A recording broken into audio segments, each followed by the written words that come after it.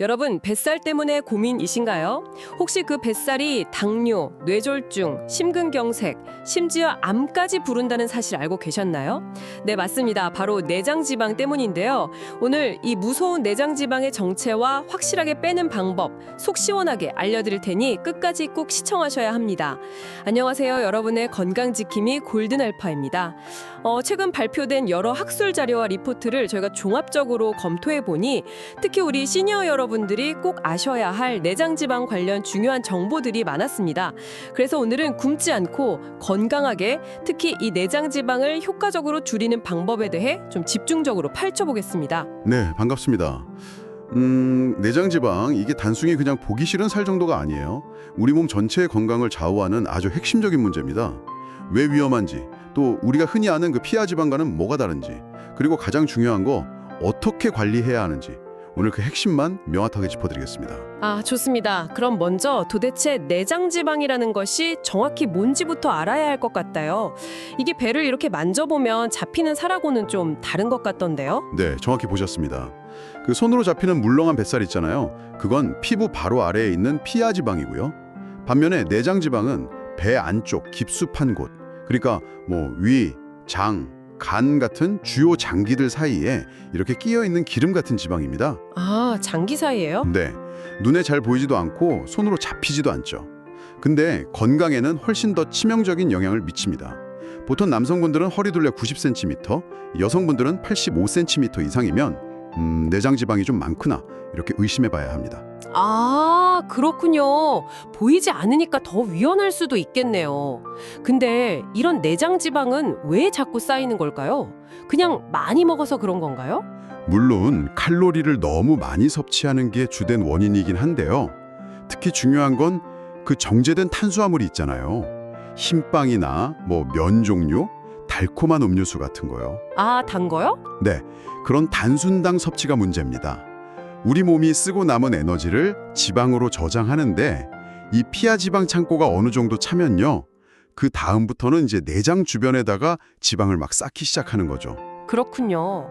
근데 여기에 또 스트레스 받을 때 나오는 코르티솔이라는 호르몬, 그리고 잦은 음주, 잠 부족한 거 이런 것까지 더해지면 내장 지방 쌓이는 속도가 훨씬 빨라집니다. 들어보니까 내장지방이 피하지방보다 훨씬 더 문제라는 연구 결과들이 왜 나오는지 좀 알 것 같습니다. 구체적으로 우리 몸에 어떤 안 좋은 영향을 미치나요? 내장 지방 세포는요. 이게 그냥 지방을 저장만 하는 게 아니에요. 아디포카인이라고 하는 그런 염증 유발 물질들을 끊임없이 분비해요. 염증 물질이요? 네, 이게 마치 몸 안에 작은 염증 공장이 계속 돌아가는 것과 같다고 보시면 돼요. 그래서 전신에 만성 염증을 일으키고 인슐린이 제대로 작동하는 걸 방해해서 당뇨병 위험을 아주 급격히 높입니다. 당뇨병까지요? 그뿐만이 아니죠. 혈액 속에 있는 그 나쁜 콜레스테롤, LDL이라고 하죠. 그거랑 중성지방 수치는 높이고요. 반대로 좋은 콜레스테롤인 HDL 수치는 낮춰서 고지혈증을 유발합니다. 심지어 최근 연구들을 보면요. 간암, 대장암, 유방암 같은 여러 암 발생률 증가와도 관련이 깊다고 경고하고 있습니다. 와, 정말 심각하네요. 몸속에 염증 공장을 그냥 가지고 다니는 셈이네요. 그렇다면 이 위험한 내장지방 어떻게 하면 효과적으로 없앨 수 있을까요? 근데 무작정 굶는 다이어트는 특히 우리 시니어분들께는 더 위험할 텐데요. 맞습니다. 굶는 방식은 절대 안 됩니다. 근육 손실을 유발하고 기초 대사량을 떨어뜨려서 오히려 살이 더 잘 찌는 체질로 만들 수가 있어요. 또 나중에 막 폭식하게 되거나 탄수화물 중독으로 이어지기도 쉽고요.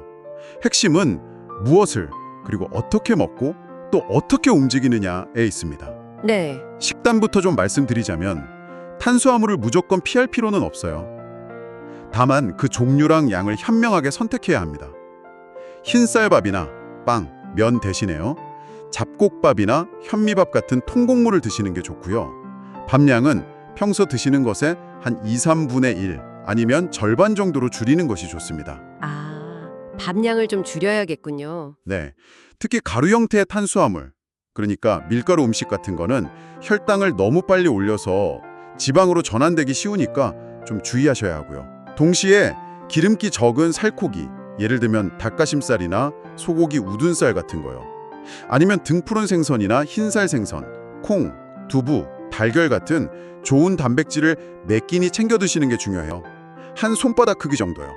약 100에서 150g 정도. 단백질은 꼭 챙겨 먹어야 하는군요. 네, 여기에 채소를 충분히 곁들여서 식이섬유랑 포만감을 높이면 더 좋죠. 아, 그리고 당연히 설탕 많이 든 음료수나 과자 같은 군것질은 최대한 피해야 하고요. 그렇죠. 식단만 바꿔도 거다바 있겠지만 역시 운동도 중요하겠죠. 혹시 뭐 뱃살만 쏙 빼는 그런 특별한 운동법이 있을까요? 아, 안타깝게도 특정 부위 살만 빼는 그런 운동은 좀 어렵습니다. 그렇겠죠. 하지만 아주 좋은 소식이 있어요. 뭐냐면 내장 지방은 특히 유산소 운동에 매우 잘 반응한다는 겁니다. 아, 정말요? 유산소 운동이요? 네, 운동할 때 분비되는 카테코라민 같은 호르몬들이 있어요. 이게 내장 지방 세포에 직접 작용해서 지방 분해 효소를 막 활성화시키거든요. 오, 여기서 중요한 포인트는 운동 강도가 아니에요. 꾸준함과 시간입니다. 숨이 막 턱까지 차서 너무 힘들게 짧게 하는 것보다요.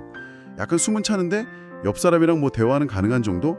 근데 노래는 좀 부르기 힘든 정도. 아, 네네. 그 정도 강도. 네, 그 중강도로 40분 이상, 일주일에 5회 이상 꾸준히 하는 것이 내장 지방 제거에 훨씬 효과적입니다. 40분 이상 주 5회요? 네, 빠르게 걷기만 꾸준히 하셔도 정말 좋습니다. 아, 걷기만 해도요. 다행이네요. 그리고 마지막으로 많은 분들이 좀 간과하시는데 정말 중요한 게 있어요. 바로 충분한 수면입니다. 아, 잠이요? 네, 잠을 제대로 못 자면 그 스트레스 호르몬 코르티솔 분비가 늘어나요. 그리고 식욕 조절 호르몬의 균형이 깨져서 나도 모르게 자꾸 고칼로리 음식을 찾게 되고요. 결국 내장 지방이 쉽게 쌓이는 환경이 되는 거죠. 하루에 한 7시간에서 8시간 정도는 푹 주무시는 게 좋습니다. 그렇군요. 잠도 정말 중요하네요. 자, 그럼 정리를 한번 해보면요. 이 내장 지방, 정말 위험한 존재지만 식단에서 흰밥, 빵, 면 같은 정제 탄수화물을 좀 줄이고 대신 단백질과 채소를 늘리고 그리고 옆 사람과 대화할 수 있을 정도의 유산소 운동, 뭐 빠르게 걷기 같은 거를 꾸준히 하고 마지막으로 잠을 푹 자는 것. 이런 기본적인 생활 습관 개선만으로도 충분히 관리하고 줄여나갈 수 있다. 이 말씀이시네요. 바로 그겁니다. 뭐 특별한 비법이 있는 게 아니에요. 건강한 식습관, 꾸준한 중강도 유산소 운동, 그리고 질 좋은 수면, 이 기본에 충실하는 것이 내장 지방을 빼는 가장 확실하고 효과적인 길입니다. 네. 오늘 저희가 깊이 살펴본 내장 지방 이야기 여러분의 건강 관리에 실질적인 도움이 되었으면 정말 좋겠습니다. 혹시 여러분은 식단, 운동, 수면 중에서 어떤 부분을 개선하는 것이 가장 시급하다고 느끼시나요? 오늘부터라도 작은 변화 하나씩 시작해 보시면 어떨까요? 계속해서 이렇게 유익한 건강 정보를 원하시면 구독과 좋아요 꼭 부탁드립니다.